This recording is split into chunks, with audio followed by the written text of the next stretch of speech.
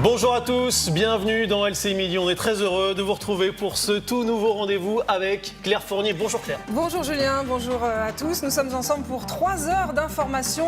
Tout de suite, un coup d'œil sur votre journée côté météo avec Karine Fauvet. Et la météo, c'est avec Karine Fauvet. Bonjour Karine, dites-nous ce qui nous attend pour cet après-midi. Oui, bonjour. Du déjà vu avec une ambiance automnale sur le nord, estivale sur le sud, mais cette couverture nuageuse que vous avez depuis ce matin au nord de la Loire pourrait bien se déchirer, laisser filtrer quelques rayons de soleil. Ce n'est pas gagné si vous êtes dans le Grand Est avec encore quelques averses, voire des orages du côté de l'Alsace ou des Alpes. Dans le sud, tout va bien. En revanche, un temps un petit peu mitigé en Corse. Côté température, Karine, ça donne quoi? C'est un petit peu mieux. Sur le nord, allez, on gagne 1 ou 2 degrés. Nous sommes dans les normales de saison, comme 24 degrés cet après-midi du côté de Paris. Dans le sud, tout va bien, il fait bon, chaud, pas trop comme il faut. 29 degrés, par exemple, du côté de Nîmes et de Marseille. Peut-être un ressenti un petit peu plus frais en raison du Mistral qui souffle dans la vallée du Rhône.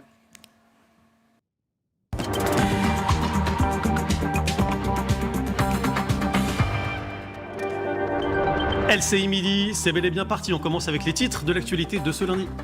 Quelle est l'ampleur des dégâts après le passage de l'ouragan Ida en Louisiane? Le jour va bientôt se lever, son intensité a baissé, mais les vents soufflent tout de même à plus de 200 km/h. Près d'1 million de foyers sont privés d'électricité.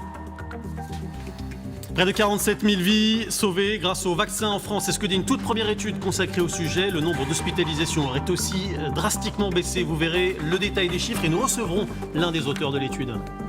La vaccination qui a été boostée par l'instauration du pass sanitaire, il entre en vigueur aujourd'hui pour les salariés dans les secteurs qui reçoivent du public, comme les restaurants par exemple. Nous verrons s'il y a des réticences, notamment à Marseille. Il nous attend Charlie Murel.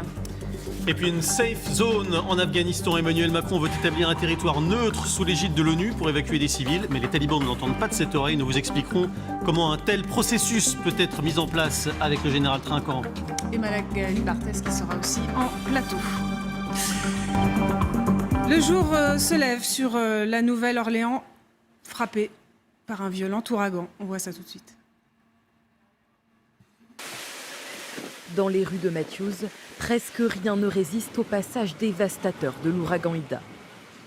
Les toits des maisons, ses abris et même la station-service, balayée par des vents jusqu'à 240 km/h. Les lignes électriques sont aussi détruites.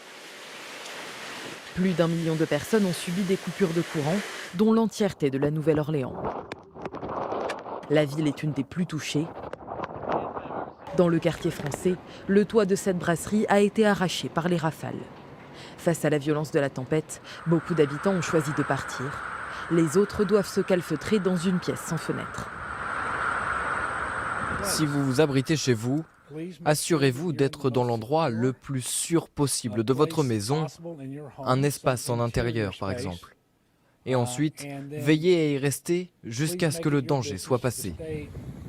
Dans le Mississippi, les quartiers sur la côte ont été inondés. Seul espoir désormais, que les digues mises en place en 2005 après Katrina résistent au passage d'Ida. Et on va retrouver Nastasia Haftman, notre correspondante, qui a passé la nuit à la Nouvelle-Orléans et qui va nous dire exactement les heures qu'elle a vécues. Actuellement, je suis dans le centre-ville de la Nouvelle-Orléans. Il n'y a pas eu tellement d'inondations de ce que je vois. Pourquoi? Parce que le centre est protégé par des digues, également par un système de pompe, qui d'ailleurs est toujours en panne, puisque une bonne partie de la ville est toujours plongée dans le noir. Et dans le reste des localités, cette digue n'existe pas. Donc il y a eu de très fortes montées des eaux, vous savez, avec ces ondes de tempête qui peuvent atteindre plusieurs mètres de haut. Vous savez, c'est ces vagues qui sont poussées par le vent du large. Et ça, c'est extrêmement dangereux. C'est ce qui avait provoqué d'ailleurs la mort de milliers de personnes, de 1800 personnes, pour être exact, lors de l'ouragan Katrina il y a 16 ans. Jour pour jour, la majorité des morts étaient attribuées à ces inondations. Donc la Nouvelle-Orléans préservée, mais on verra demain donc ce qu'il en est des localités voisines. On ouvre une page sanitaire à présent. Les contrôleurs, désormais, contrôler les salariés des établissements qui reçoivent du public, doivent montrer leur passe sanitaire depuis ce matin. Et les restaurateurs, évidemment, sont en première ligne. Bonjour Charlie Nurel, vous êtes à Marseille justement sur ce sujet. On est à l'heure du premier service et évidemment ça rajoute un petit peu de travail.